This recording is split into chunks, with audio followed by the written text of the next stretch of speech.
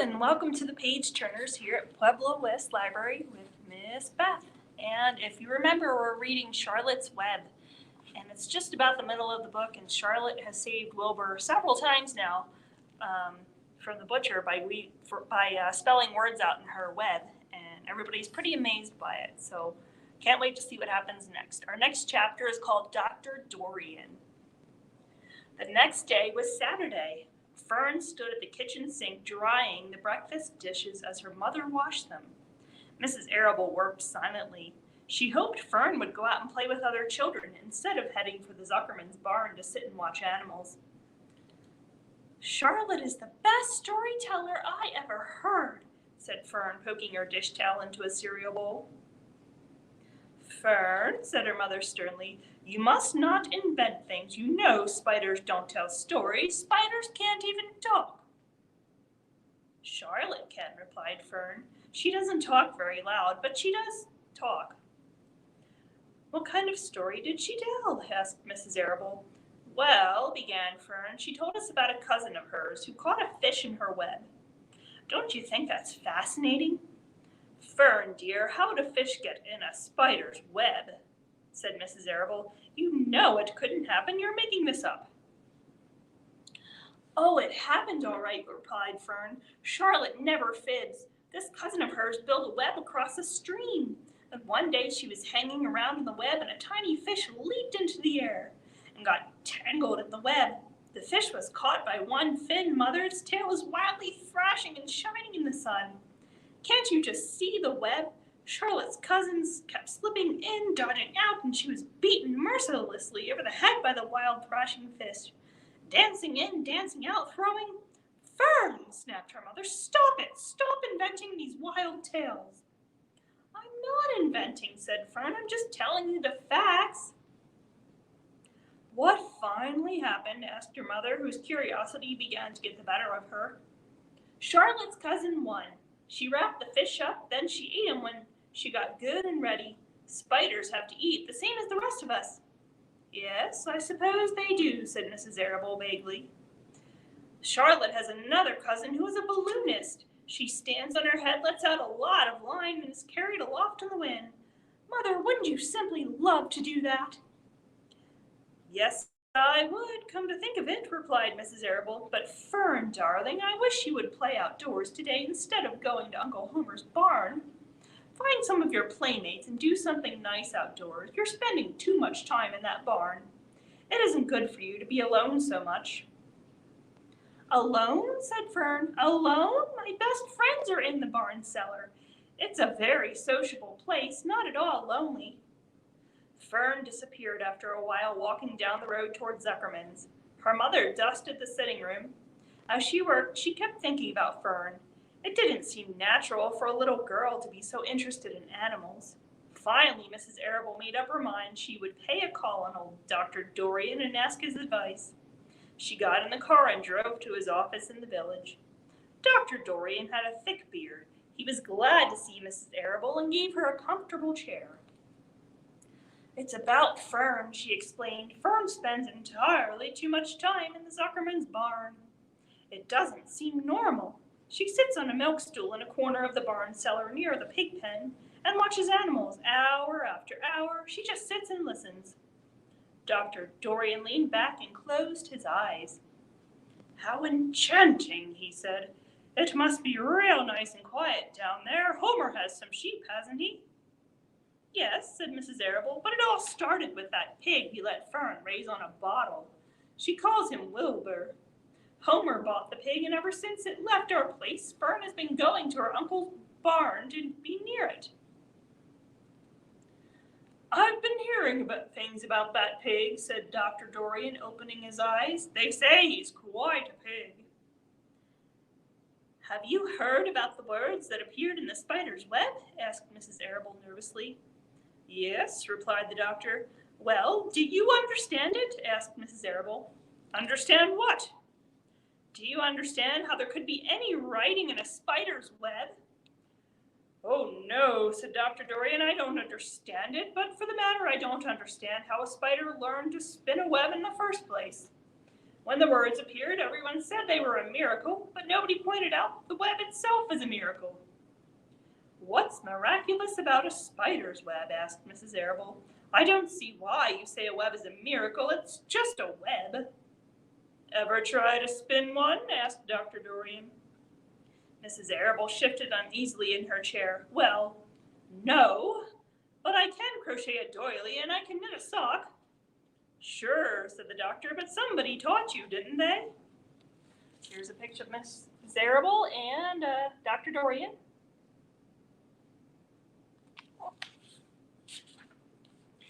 "My mother taught me." "Well, who taught a spider? A young spider knows how to spin a web without any instructions from anybody. Don't you regard that as a miracle?" "I suppose so," said Mrs. Arable. "I never looked at it that way before. Still, I don't understand how those words got into the web. I don't understand it, and I don't like what I can't understand." "None of us do," said Dr. Dorian, sighing. "I'm a doctor. Doctors are supposed to understand everything, but I don't understand everything, and I don't intend to let it worry me." Mrs. Arable fidgeted. "Fern says the animals talk to each other, Dr. Dorian. Do you believe animals talk?" "I never heard one say anything," he replied, "but that proves nothing. It is quite possible that an animal has spoken civilly to me and that I didn't catch the remark because I wasn't paying attention. Children pay better attention than grown-ups. If Fern says that the animals in Zuckerman's barn talk, I'm quite ready to believe her. Perhaps if people talked less, animals would talk more. People are incessant talkers, I can give you my word on that." "Well, I feel better about Fern," said Mrs. Arable. "You don't think I need worry about her?" "Does she look well?" asked the doctor. "Oh, yes." "Appetite good?" "Oh, yes, she's always hungry." "Sleep well at night?" "Oh, yes."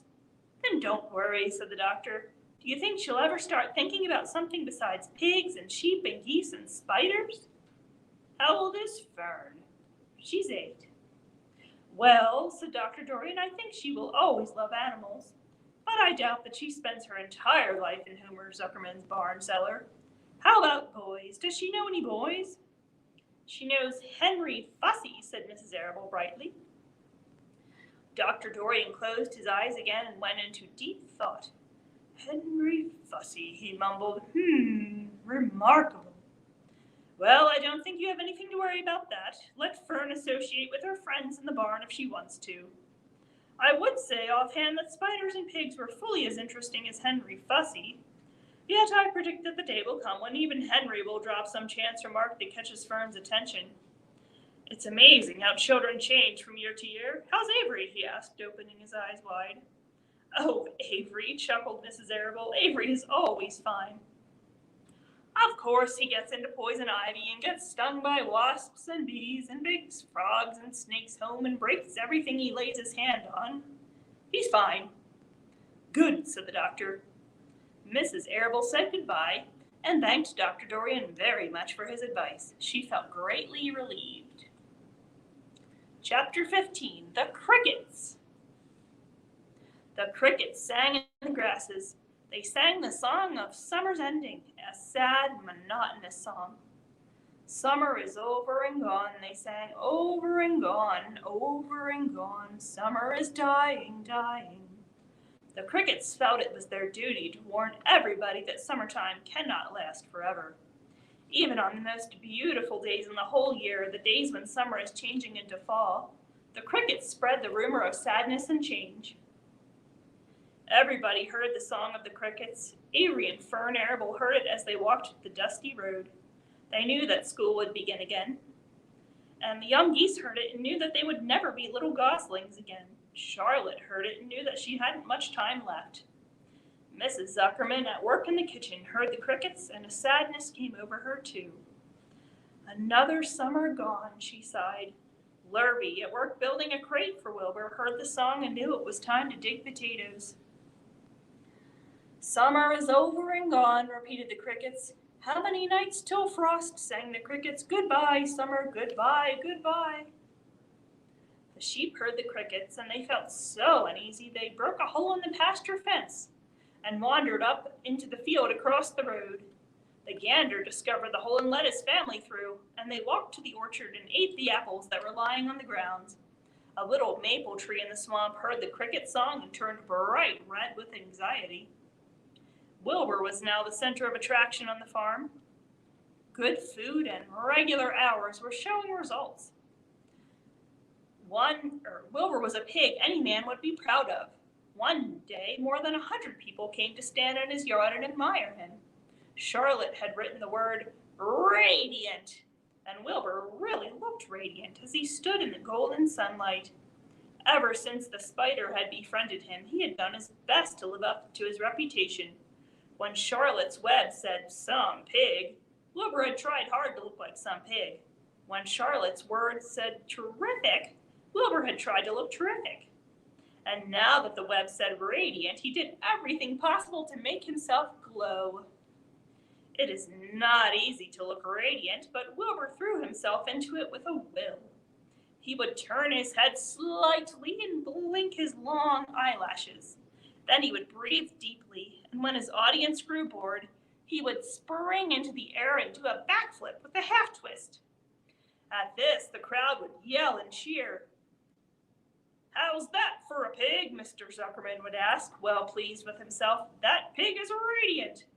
Some of Wilbur's friends in the barn worried for fear all this attention would go to his head and make him stuck up, but it never did. Wilbur was modest. Fame did not spoil him. He still worried some about the future, as he could hardly believe that a mere spider would be able to save his life. Sometimes at night he would have a bad dream. He would dream that men were coming to get him, but that was only a dream. In the daytime, Wilbur usually felt happy and confident. No pig ever had truer friends, and he realized that friendship is one of the most satisfying things in the world. Even the songs of the crickets did not make Wilbur too sad.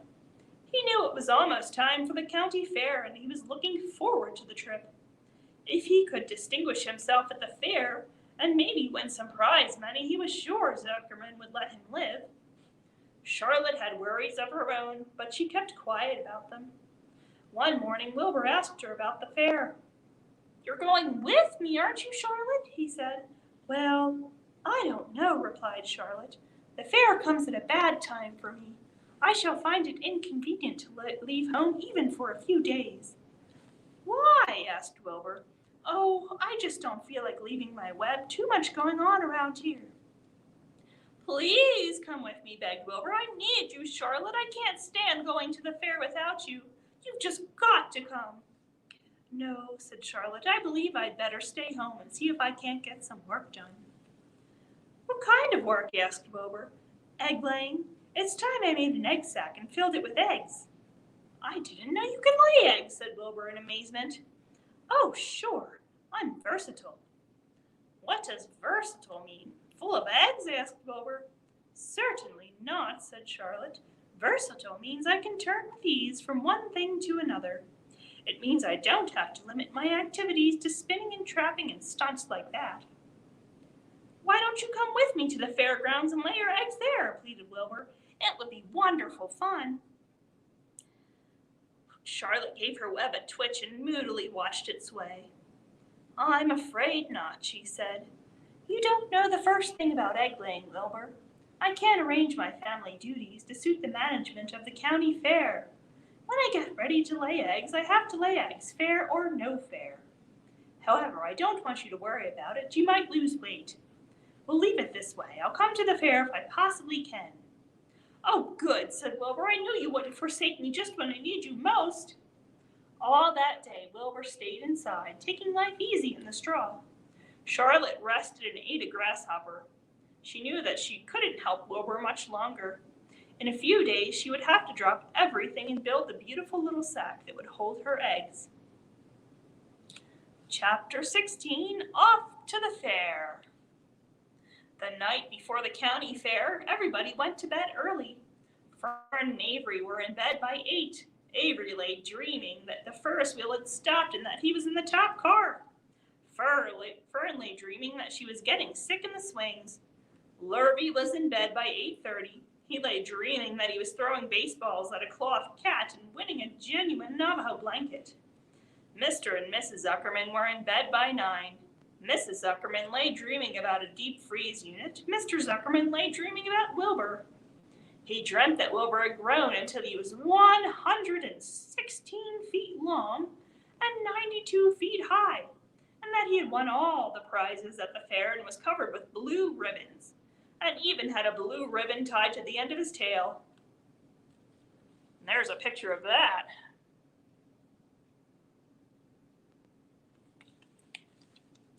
When morning came, everybody got up at daylight. The day was hot. Up the road at the Arable's house, Fern lugged a pail of hot water to her room and took a sponge bath. Then she put on her prettiest dress because she knew she would see boys at the fair. Mrs. Arable scrubbed the back of Avery's neck and wet his hair and parted it and brushed it down hard till it stuck to the top of his head, all but about 6 hairs that stood straight up. Avery put on clean underwear, clean blue jeans, and a clean shirt. Mr. Arable dressed, ate breakfast, and then went out and polished his truck. He had offered to drive everybody to the fair, including Wilbur. Bright and early, Lurby put clean straw in Wilbur's crate and lifted it into the pig pen. The crate was green. In gold letters, it said Zuckerman's Famous Pig. Charlotte had her web looking fine for the occasion. Wilbur ate his breakfast slowly. He tried to look radiant without getting food in his ears. In the kitchen, Mrs. Zuckerman suddenly made an announcement. "Homer," she said to her husband, "I'm going to give that pig a buttermilk bath." "A what?" said Mr. Zuckerman. "A buttermilk bath. My grandmother used to bathe her pig with buttermilk when it got dirty. I just remembered." "Wilbur's not dirty," said Mr. Zuckerman proudly. "He's filthy behind the ears," said Mrs. Zuckerman. "Every time Lurvy slops him, the food runs down around the ears. Then it dries and forms a crust. He also has a smudge on one side where he lays in the manure." "He lays in clean straw," corrected Mr. Zuckerman. "Well, he's dirty, and he's going to have a bath." Mr. Zuckerman sat down weakly and ate a donut. His wife went to the woodshed. When she returned, she wore rubber boots and an old raincoat, and she carried a bucket of buttermilk and a small wooden paddle. "Edith, you're crazy," mumbled Zuckerman. But she paid no attention to him. Together they walked to the pig pen. Mrs. Zuckerman wasted no time. She climbed in with Wilbur and went to work. Dipping her paddle in the buttermilk, she rubbed him all over. The geese gathered around to see the fun, and so did the sheep and lambs. Even Templeton poked his head out cautiously to watch Wilbur get a buttermilk bath. Charlotte got so interested she lowered herself on a drag line so she could see better. Wilbur stood still and closed his eyes. He could feel the buttermilk trickling down his sides. He opened his mouth and some buttermilk ran in, and it was delicious. He felt radiant and happy. When Mrs. Zuckerman got through and rubbed him dry, he was the cleanest, prettiest pig you ever saw. There's a picture of him getting his bath.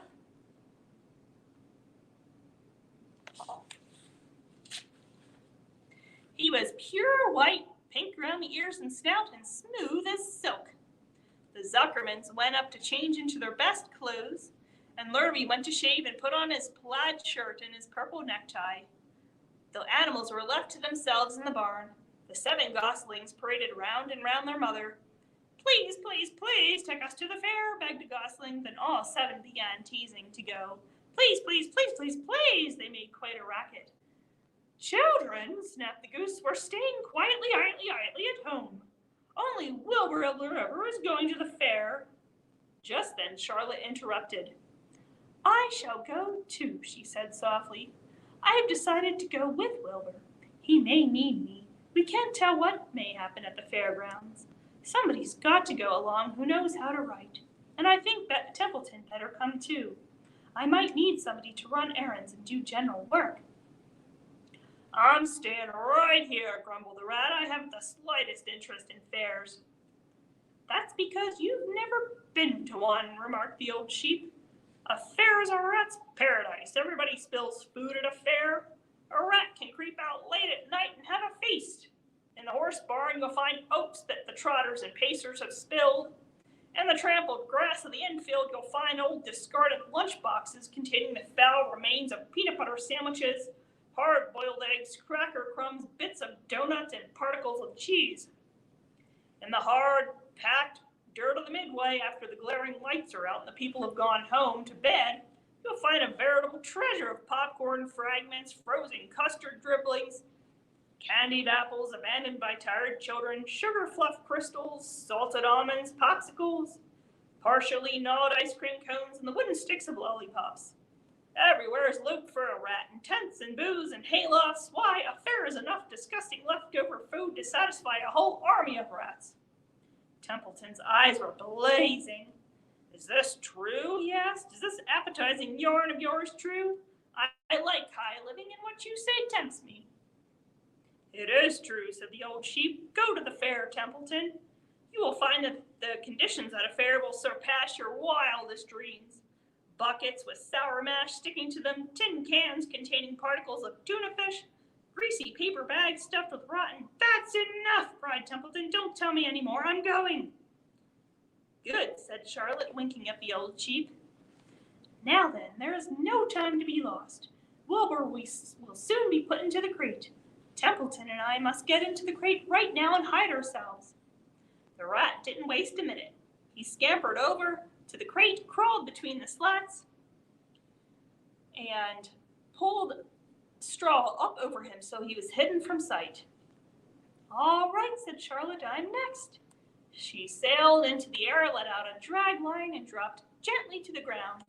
Then she climbed the side of the crate and hid herself inside a knothole in the top board. The old sheep nodded. What a cargo, she said. That sign ought to say Zuckerman's famous pig and 2 stowaways. Look out! The people are coming, shouted the gander. Cheese it, cheese it, cheese it! The big truck with Mr. Arable at the wheel backed slowly down toward the barnyard. Lurvy and Mr. Zuckerman walked alongside, and Fern and Avery were standing in the body of the truck, hanging onto the sideboards. Listen to me, whispered the old sheep to Wilbur. When they open the crate and try to put you in, struggle. Don't go without a tussle. Pigs always resist when they're being loaded. If I struggle, I'll get dirty, said Wilbur. Never mind that. Do as I say. Struggle if you were to walk into the crate without resisting. Zuckerman might think you're bewitched. He'd be scared to go to the fair. Templeton poked his head up through the straw. Struggle if he must, said he, but kindly remember that I'm hiding down here in this crate, and I don't want to be stepped on or kicked in the face or pummeled or crushed in any way, or squashed or buffeted about or bruised or lacerated or scarred or biffed. Just watch what you're doing, Mr. Radiant, when they get shoving you in. Be quiet, Templeton. Pull in your head. They're coming. Look, Radiant, Wilbur, lay low, Charlotte. Talk it up, geese. And that is a good place to stop for the night. Just about when they're ready to head for the fair.